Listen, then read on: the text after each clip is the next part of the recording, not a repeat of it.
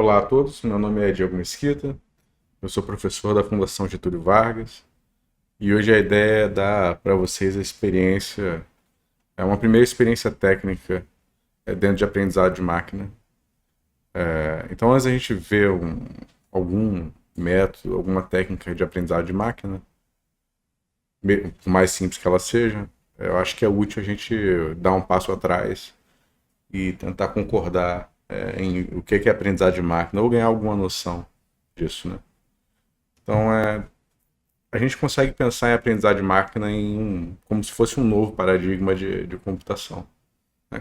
Classicamente, quando a gente quer resolver um problema com computação, a gente descreve através de um algoritmo como esse problema pode ser resolvido.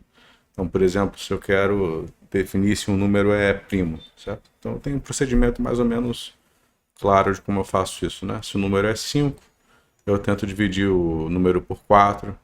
Se ele não é divisível, se o resto da divisão não é zero, eu continuo, tento dividir por 3. Se o resto não é zero, eu continuo, tento dividir por 2. E se o resto não for zero, eu falo que o número é primo, não é isso? Então, eu consigo fazer um procedimento que eu pego o número, vou subtraindo um, verificando se esse número resultante da subtração é um divisor do número original, e até eu continuo nisso até eu achar algum número que divide o número original, ou parar o procedimento falando que o número é primo, né? Então, legal. Então, classicamente a gente faz isso, né? A gente pega um problema, escreve um algoritmo que resolve o problema, né? E às vezes a gente consegue provar que resolve o problema.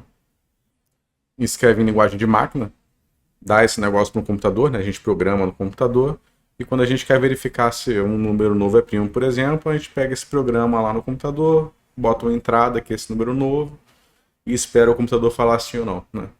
Em aprendizado de máquina, o tipo de problema que a gente está interessado, de forma geral, é complicado o suficiente para a gente não saber como resolver ele, certo?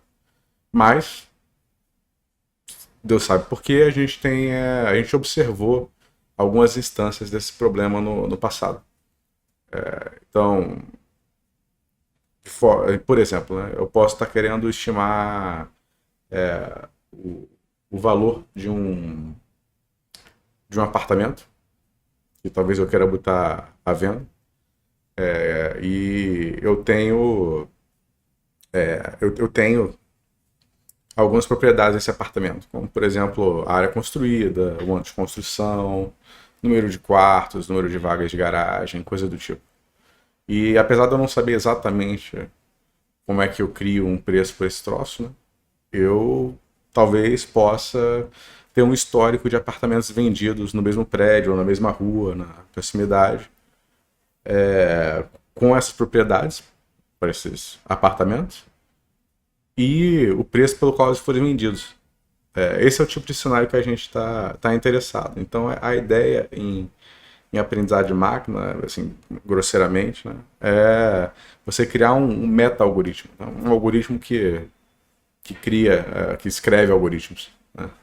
Então, eu pego esse meta-algoritmo, né, eu dou para ele as observações que eu tenho do passado, esses dados com as respostas observadas, e eu espero que esse troço cuspa para mim um algoritmo novo, um programa que eu posso dar para o meu computador e usar da mesma maneira que eu fazia antes com computação clássica. Legal. Apesar dessa visão meio genérica e falha em algumas partes, né? Apesar de eu achar que incorpora bem o espírito das coisas que a gente faz em aprendizado de máquina, existem três grandes classes de problemas em aprendizado de máquina. Uma delas é aprendizado supervisionado, que é bem parecido com o que a gente estava falando anteriormente. Então a gente tem um conjunto de entradas e a gente quer prever saídas. Por exemplo, eu posso estar aqui na esquerda, eu posso ter uma mosca que eu observei algumas propriedades da mosca, né? Talvez o tamanho dos anéis, quantos anéis tem na bunda da mosca, qual são a largura dos anéis, né? Posso ter lá a cor dos olhos, quantas asas, coisas do tipo, e eu quero prever, por exemplo, um valor que é um número real, como sei lá, o tempo de vida da mosca. Digamos que está em segundos, né? Meio exagerado, mas dá para entender. Então, quando esse é o tipo de situação, quando a saída esperada, quando a saída que a gente quer, ela vive nos reais, a gente fala que o problema é um problema de regressão, sabe? E quando a saída é um número, não é um número, né? É um valor que toma um valor que sai de um conjunto finito, que não exatamente tem uma ordenação intrínseca entre os elementos desse conjunto, como por exemplo, sei lá, digamos que eu tenho uma foto. Eu quero saber se a foto é como aqui na direita, né? Eu quero saber se a foto é de uma pessoa com cabelo curto ou cabelo comprido. Ou eu quero saber, por exemplo, se a pessoa tem cabelo, tá usando chapéu ou não tá, né? Não tem exatamente uma ordenação entre ter e não ter chapéu, né? Então a gente chama esse tipo de problema de classificação, né? Porque você tem uma amostra e você quer saber como é que você classifica ela, como é que você divide ela em classes diferentes. Legal. A segunda grande família de problemas, que é um pouco menos bem definida, é chamada de aprendizado não supervisionado. Então aqui as coisas são um pouco mais um pouco mais nebulosas. Existem três, eu diria, grandes tarefas em aprendizado supervisionado. Uma delas é aprendizado generativo, ou modelagem generativa. Então a ideia é que você tem aqui um corpo de dados. Digamos, você pode ter um corpo de fotos de várias pessoas diferentes e você quer inferir qual foi o processo que gerou o processo estatístico que gerou aquelas imagens, aquelas fotos daquelas pessoas, né? Então, por que você pode estar querendo fazer isso, né? Você pode estar querendo, por exemplo, criar fotos de pessoas novas. Não obrigatoriamente pessoas que existem, né? Ou você pode estar querendo detectar a fraude numa rede social, por exemplo. Se você tem acesso a essa distribuição que gerou os dados, você poderia pegar uma foto de um perfil, talvez, que você acha que é um fake de Instagram, ou X, ou Facebook, seja lá o que for, e verificar quão provável, quão plausível é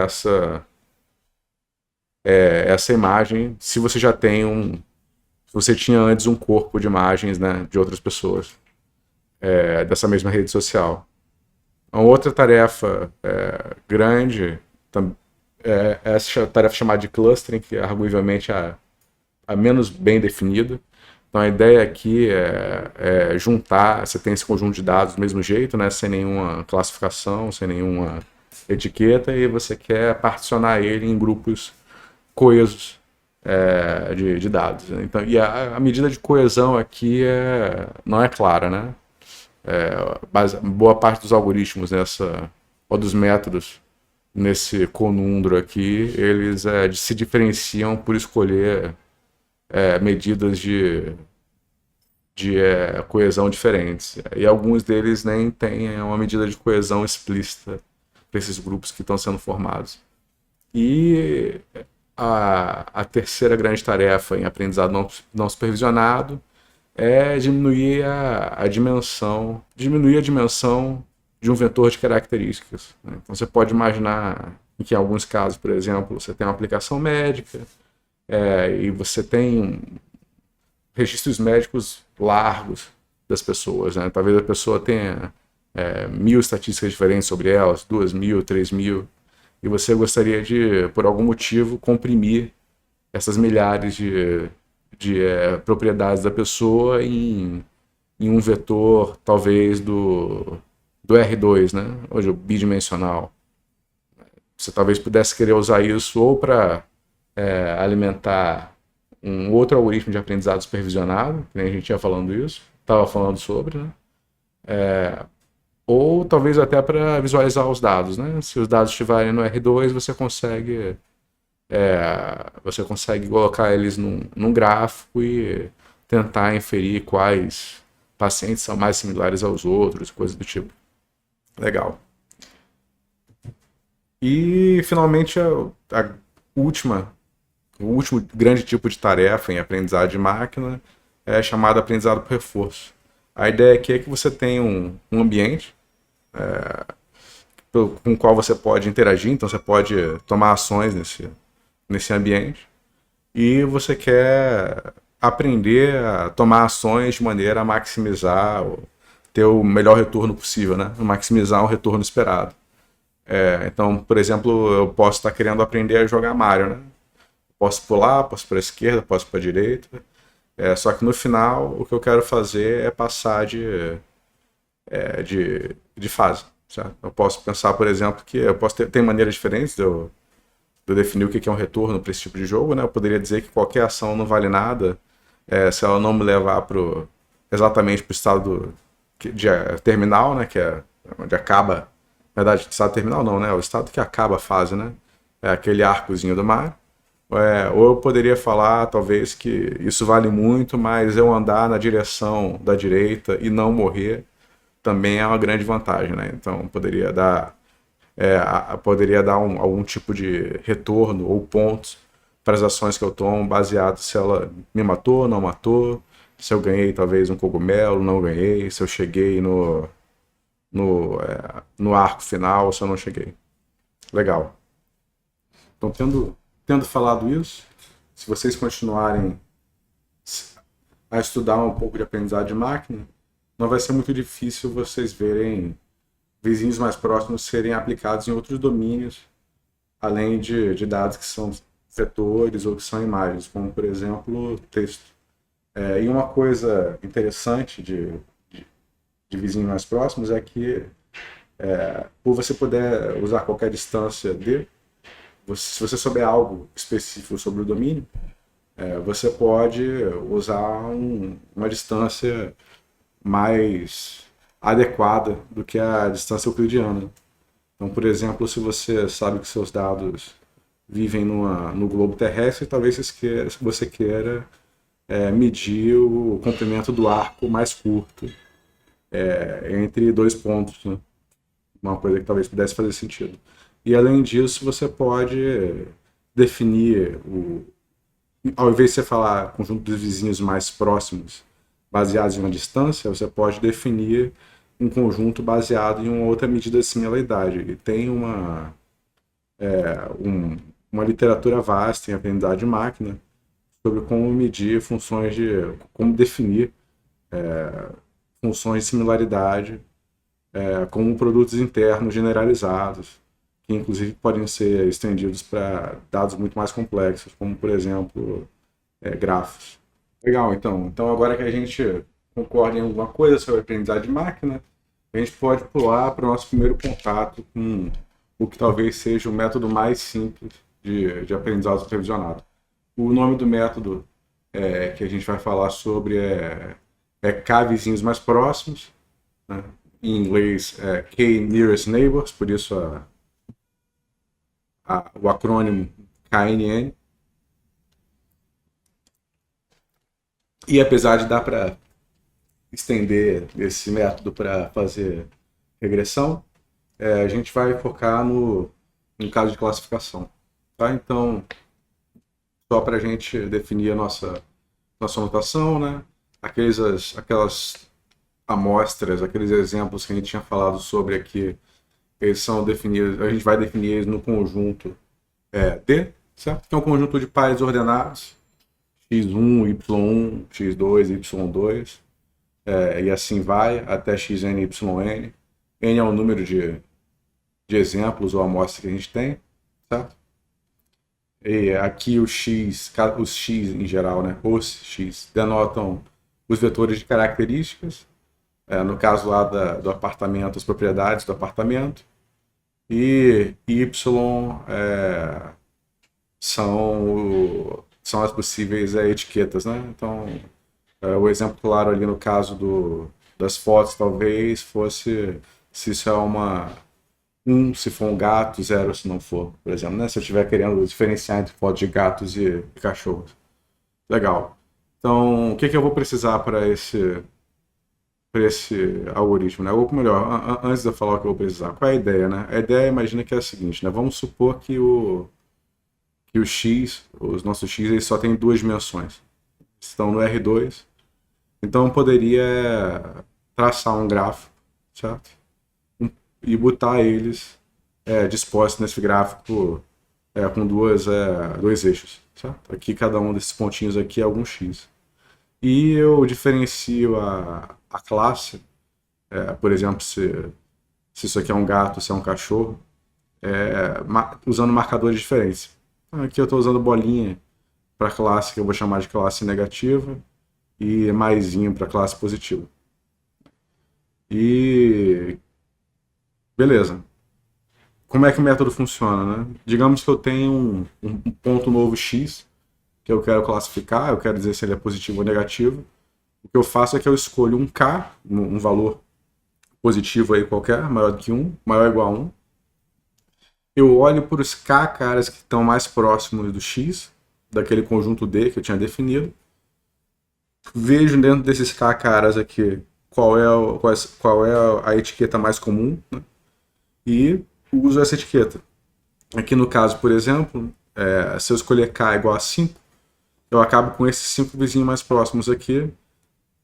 E nesse caso, 2 são da classe 0, são negativos, são essas bolinhas, e 3 são positivos. Então a minha estimativa do método de k vizinhos mais próximos para o k igual a 5 vai ser que o x é da classe 1. Legal, né? Bem, aqui uma outra coisa que a gente falou, a gente não mencionou em detalhe, né, é que para eu falar que uma coisa está mais próxima do x do que a outra, eu preciso de uma função de distância, certo?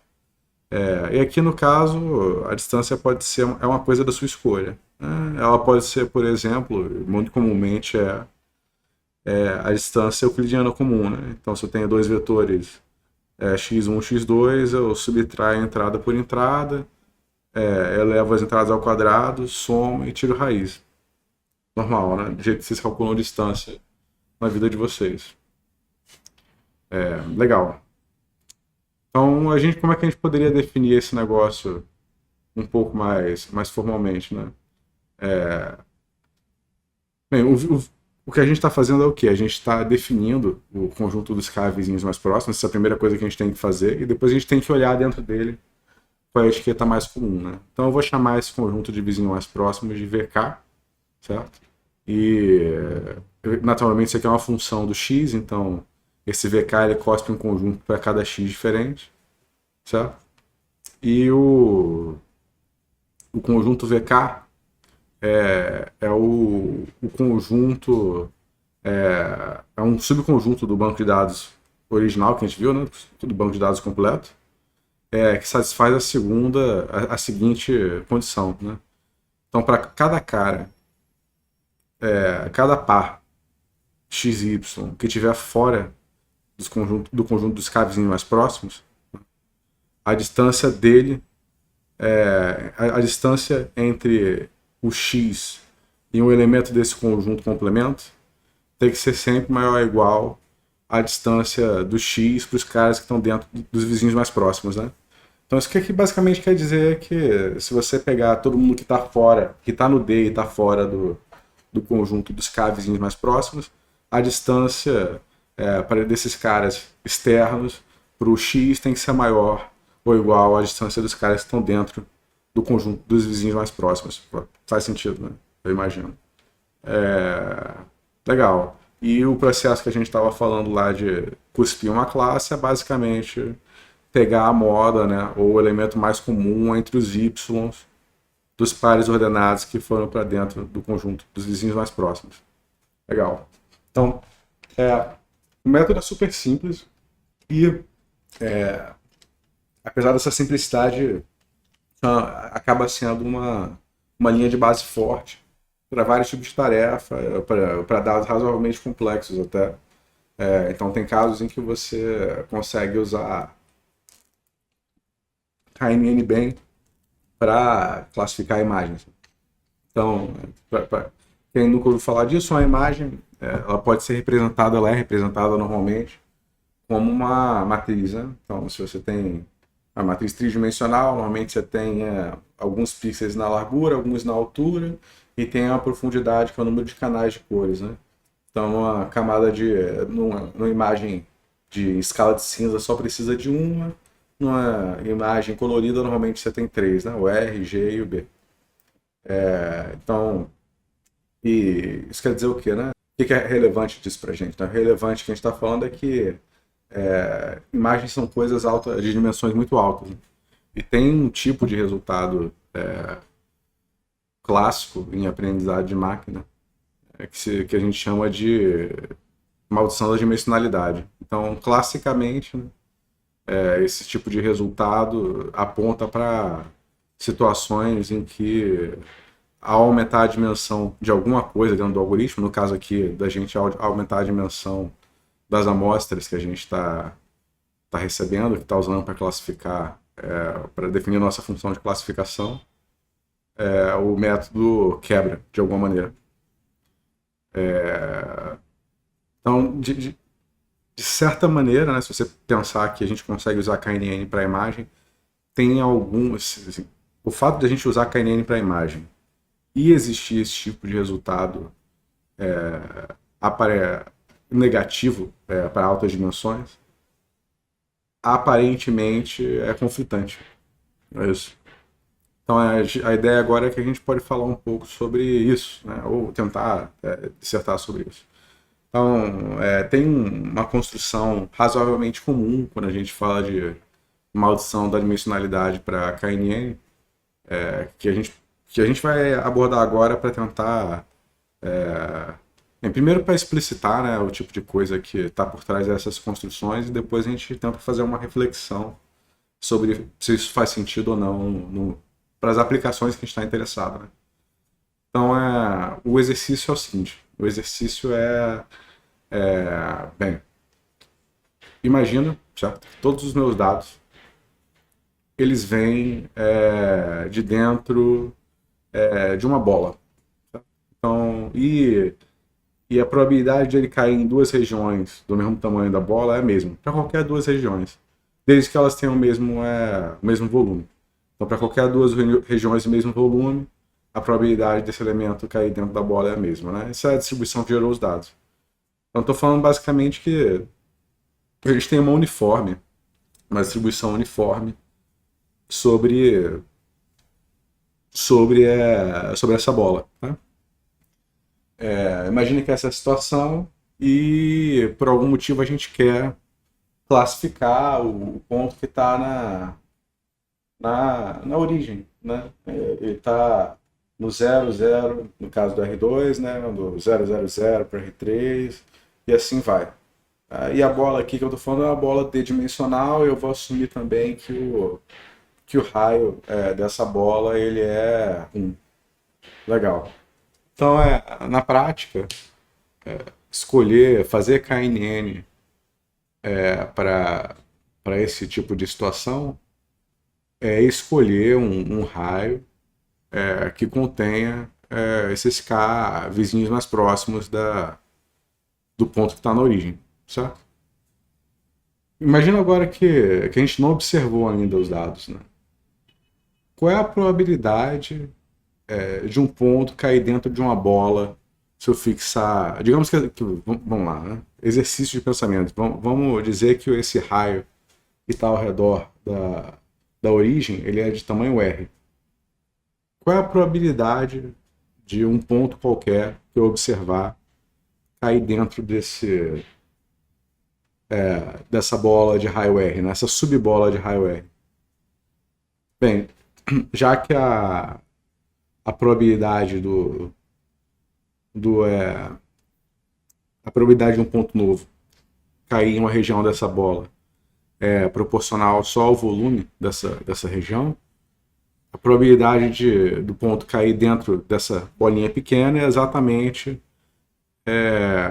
o volume da subbola dividido pela bolona, né? Legal, né?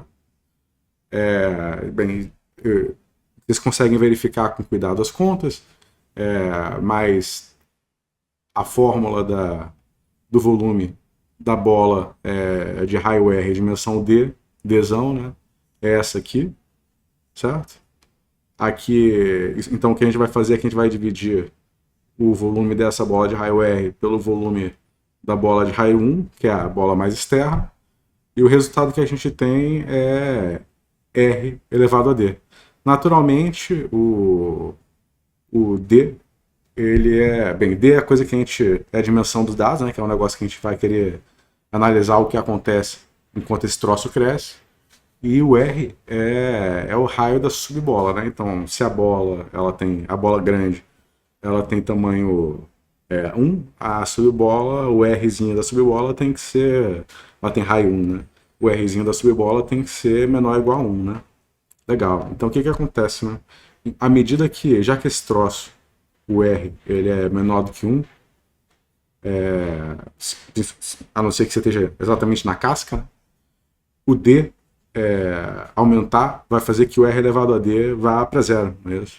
Então, quanto maior a dimensão, menor a chance de uma amostra arbitrária cair dentro dessa subbola que você definiu de raio R.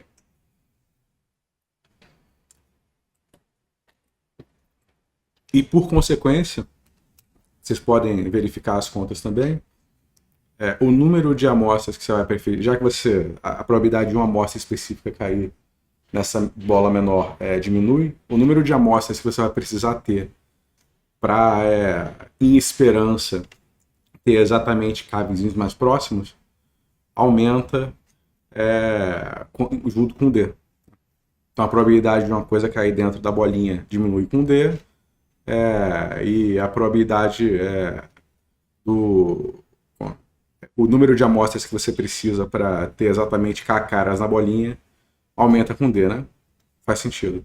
Então, o ponto, né, é que se você fixar se você tentar calcular o raio necessário para você, em expectativa, ou em média, vamos falar desse jeito, né? Em média, ter exatamente K vizinhos mais próximos, o que você tem é exatamente K dividido por N elevado a 1 sobre D, e à medida que o D aumenta, esse negócio rapidamente tende a 1. Né? Então, para você ter K vizinhos mais próximos para D muito alto, você costuma ter que aumentar o R para ele chegar em 1 muito rapidamente. Então, aqui tem um exemplo, um exemplo numérico mesmo, né? Em que a gente fixou o K para 10, certo?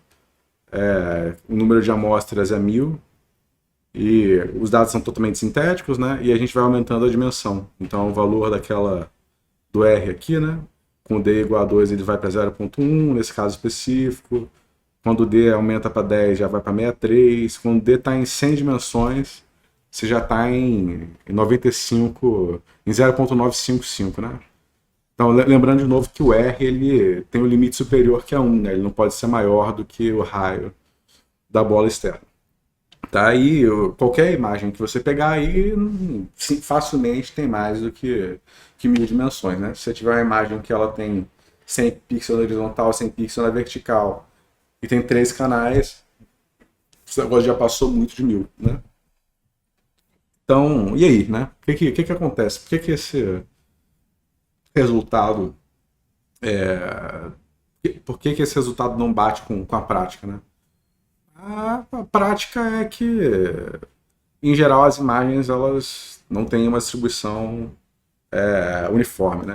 As imagens elas têm mais estrutura do que um bocado de coisa despretensiosamente arranjada no espaço.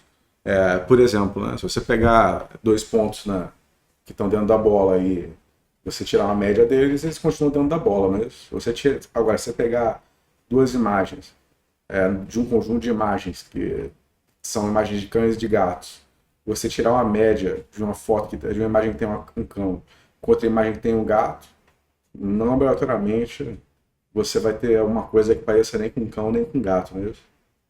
Ou qualquer tipo de combinação, né? Tipo, convexa entre essas duas coisas.